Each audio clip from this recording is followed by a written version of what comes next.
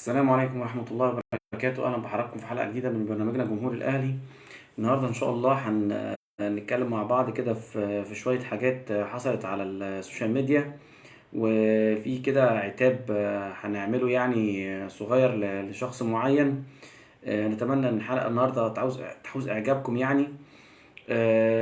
طبعا الشخص اللي احنا هنقدم ليه العتاب هو الدكتور علاء صادق. امبارح كان بيتكلم على ان مباراة بتاعت سان داونز، وان الناس اللي هي الجماهير يعني في ناس من الجماهير طلع بتهد وممولة من تركي آل الشيخ، وعشان يغدق عليهم بالدولارات عشان عايز يمشي الخطيب ويقيل الخطيب وكلام من ده. احنا من كلامنا كله في الحلقات بتاعتنا مش علشان تركي آل الشيخ يخرج علينا بملايين ولا الكلام ده. احنا كلامنا كله نابع من قلب جمهور الاهلي. انا من اول حلقاتي قلت ان انا اسمي جمهور الاهلي، او البرنامج بتاعي اسمه جمهور الاهلي عشان بيتكلم بنبض الجماهير فعلا، وانا واحد من الجمهور. لا انا بدور على مشاهدات، ولا بدور على دولارات، ولا بدور على فلوس، ولا بدور على اي حاجة. والصفحة بتاعتي تشهد، والصفحة بتاعتي على اليوتيوب تشهد. يعني ما عنديش الكم من الناس اللي هي ان انا اكسب منها لا دولارات ولا اكسب منها مشاهدات. وغير كده وكده يعني الحمد لله بشتغل ومش محتاج ولا يوتيوب ولا فيسبوك، يعني ان انا اطلع ان انا استنى شوال الرز ده يدينا فلوس ولا الكلام ده. لا، احنا بنتكلم من وجهة نظرنا، من وجهة نظر جمهور الاهلي، ان هو شايف ان فرقته مقصره، وشايف ان فرقته تعبانه، وشايف ان حان الوقت للتغيير. ما فيهاش مشكله خالص، دي سنه الحياه، ودي يعني اجيال بتسلم اجيال، وما فيهاش مشكله ان احنا نعمل التغيير ده. ما فيهاش ادنى مشكله يعني. الدنيا ما اتطربقتش ولا الدنيا باظت. ونغير دلوقتي احسن ما الدنيا تتلخبط اكتر من كده. لاننا يعني من 5 سنين لما وقعنا في مباراة سان داونز وخسرنا 5، احنا برضو ما عدلناش قوي في حاجة. يعني احنا هي نفس قوام الفريق، هو الدنيا ما فيش غير ان احنا بنمشي مدير فني وبنجيب مدير فني بنفس قوام الفريق، بنفس الجهاز الاداري.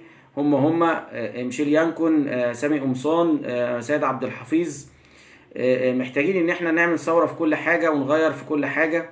حتى الجهاز الاداري، كابتن سيد عبد الحفيظ زي ما قلنا، وكابتن سامي قمصان، بنقول لهم كل احترام وتقدير. يعني ممكن يعني يفضوا بقى ذهنهم شوية، ونستعين بناس خبرات.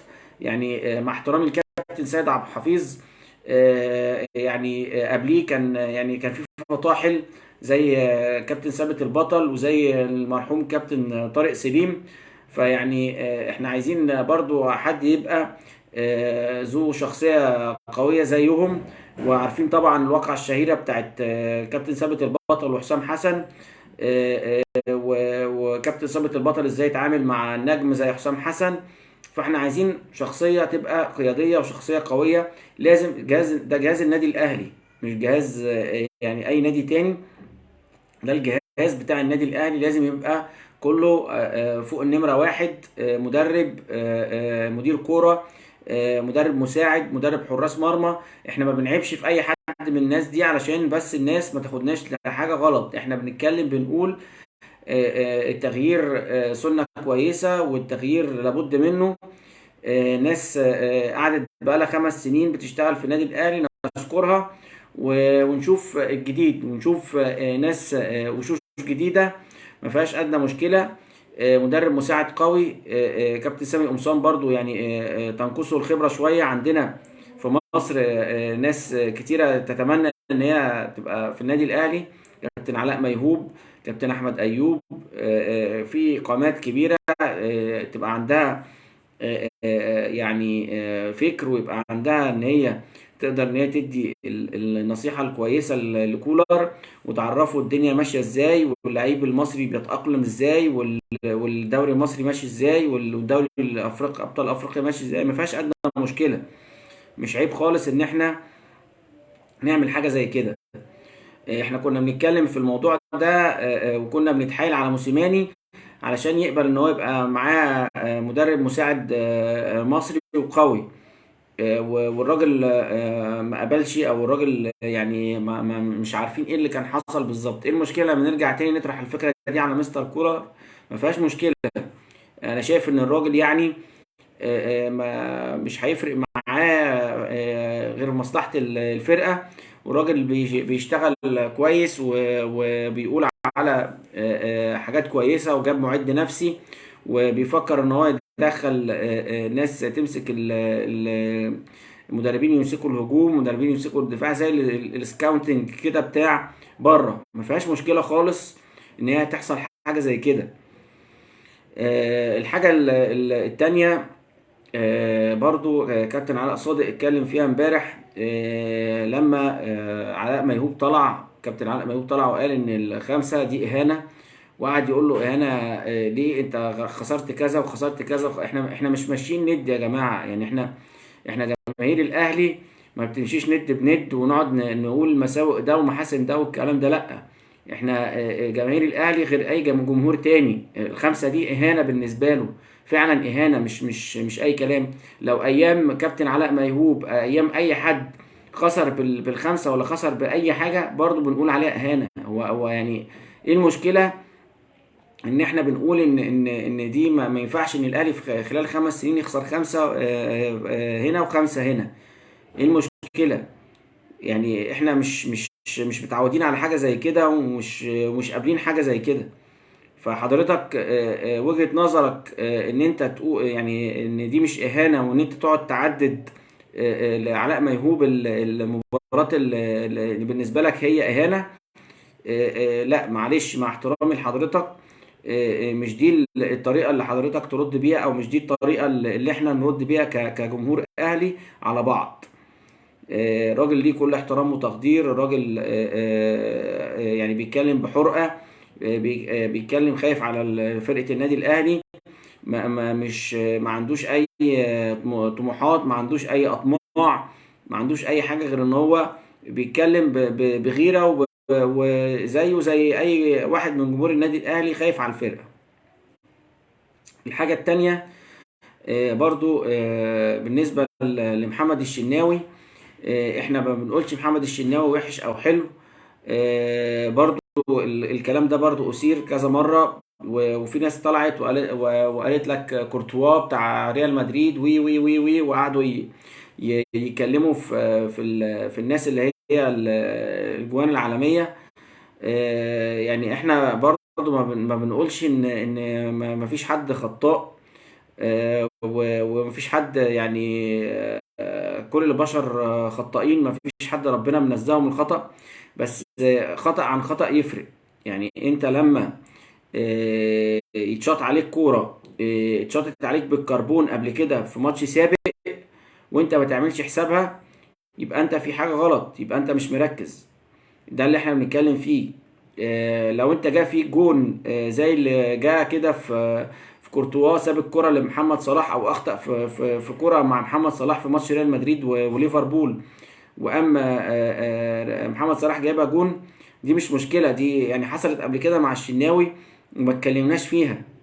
انما انت لما تتشاط عليك كرة بالكربون مرتين في مناسبتين ورا بعض، سنتين ورا بعض، يبقى في حاجة غلط. يعني يبقى في حاجة غلط، في قلة تركيز، في الذهن مشتت، في الذهن مليان، يعني في حاجات كتيرة مأثرة عليك نفسيا او ذهنيا. فمحتاج ان انت تفصل شوية، ما فيهاش مشكلة. طب ما هو الزمالك بيلعب اهو بمحمد صبحي ومقعد عواد، ايه المشكلة؟